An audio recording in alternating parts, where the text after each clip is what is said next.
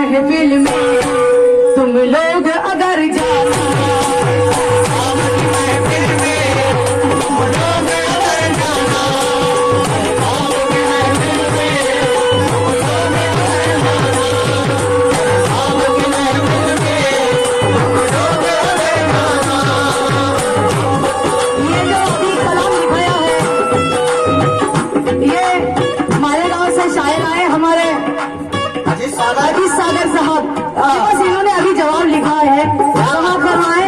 ये हमारे बहुत बड़ी खुशकिस्मती है। हम जिस वक्त मालेगांव से तस्वीर फरमा रहे थे, हमारे ये अजीत सागर साहब से मुलाकात हुई।